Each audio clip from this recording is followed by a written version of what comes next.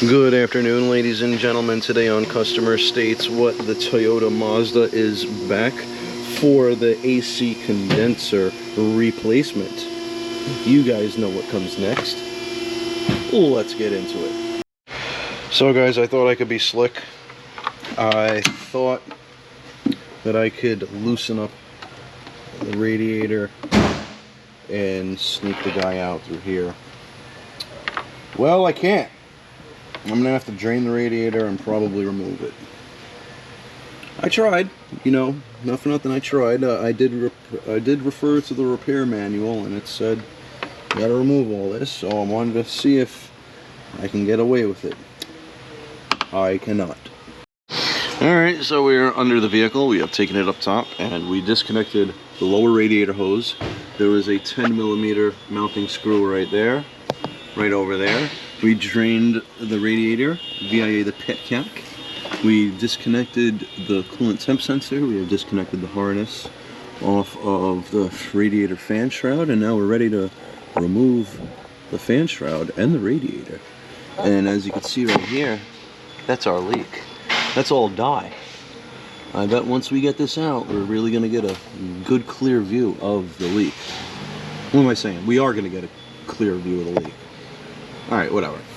Alright, we got the fan out. Should be ready to remove the radiator and AC condenser as an assembly, and be very careful with the radiator because we are reusing it and we are out.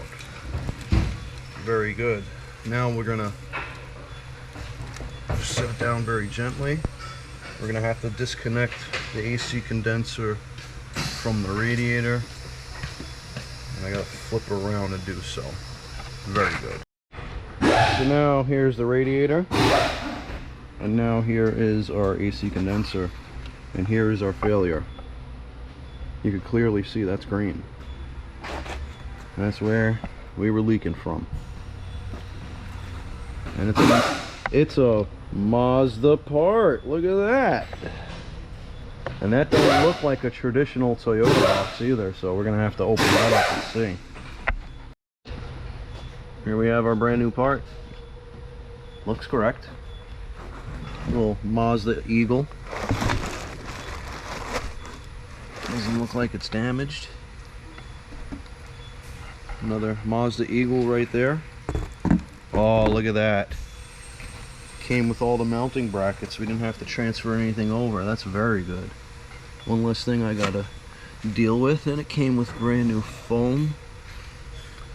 Very good. We're just inspecting the part here right now. Everything looks good on this side. Just treat it gentle. Easy with the fins. Alright, everything looks good on this side. Another Mazda symbol or Mazda emblem with this, with the freaking screaming seagull. Alright, very good. Well, alright guys, we are all mounted up to the radiator with the new condenser, and we are ready for installation. I did clean up as much debris as I could over here.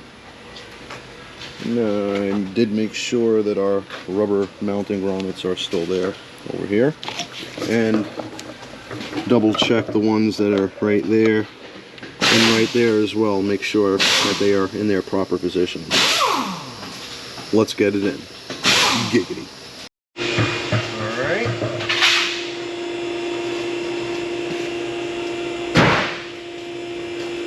Always be careful. You do not want to damage this radiator. You do not want to damage the new condenser. Just take your time. Slip it in real slow. That's a giggity. Watch the neck. Yeah, that one's wrong. And let's see. There's one mount right about there. And that one. Come on. Boom, it just fell right in. Very good, very good. Then we got our rubber here. Right here, there's a mount. Right here, there's a mount, and you just push it right in. And we'll get our mounting clips. These guys right here. Where are we? Right there. There's one. That's two. Just push on it, make sure it's locked into place. Give it a little wiggle. We're in.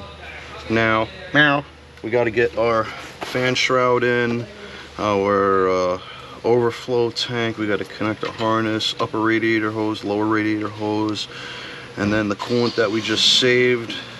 We're going to make sure there's no debris in it. We're going to put it back in and recharge the system. Well, alright guys, everything is back on underneath. We had to remove this shield here. We had to remove this shield here as well.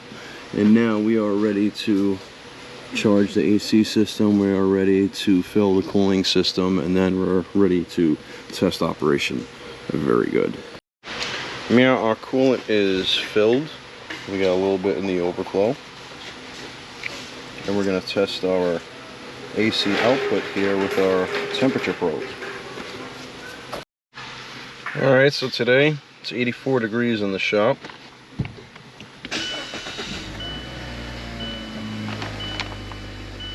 Let's see if we fixed it. Put it on max AC. The recirc button kicks on. I heard the compressor kick on, so that's good.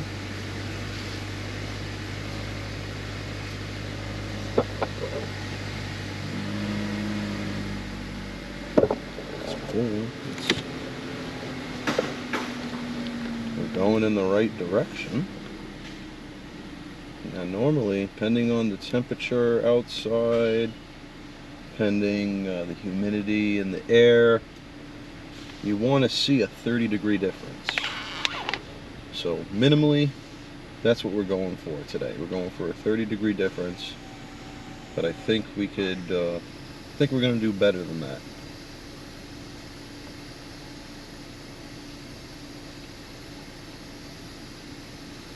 Alright, 50, 60, 70, 80. We already passed the 30-degree difference, so technically this is a well-operating AC system. But I think we're going to do better. Let's keep it going. What do you say we give it a little RPM?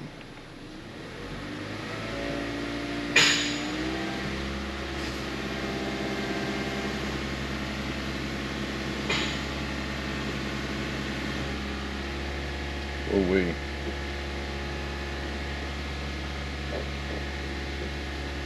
Alright, so it peaked at 44.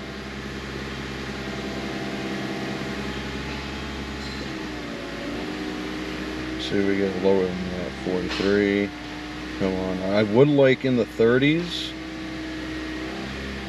but we got down to 43. Let's see. Compressor just cycled again. Come on, give me 30, give me 30, give me 30, give me 30s.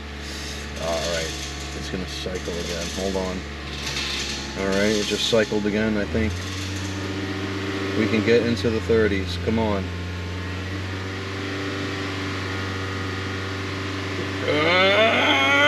Oh, you.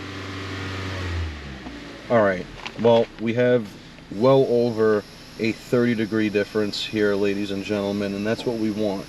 Now, this customer is going to be riding comfortably.